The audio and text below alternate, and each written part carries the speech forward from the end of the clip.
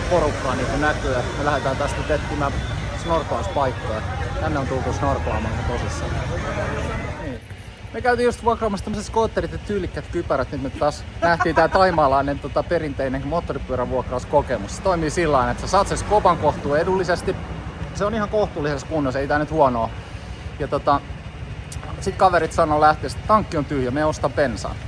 Niillä on 50 watin pulloissa, rommipulloissa bensaa, mutta ne ei ole viittinyt laittaa sitä sinne tankkiin.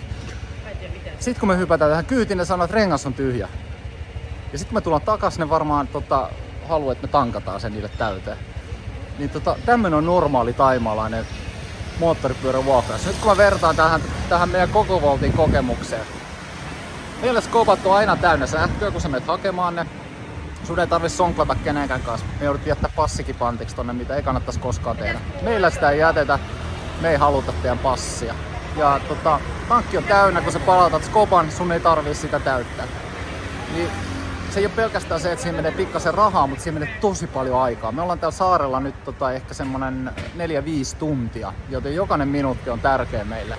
Ja tää matka maksoi semmosen, mitähän se olisi ollut, 1000-2000 baht per henkilö. Eli siitä voi laskea niinku tuntihintaa, mitä me tuhlataan täällä saarella aikaa, kun me jonotetaan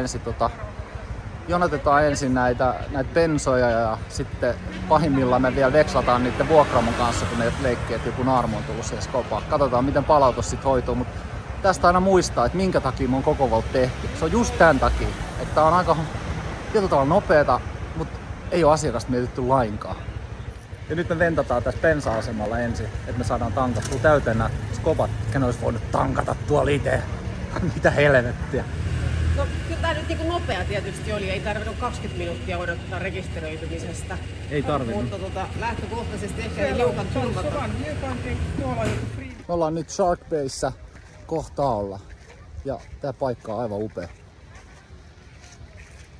Aivan mahtava paikka.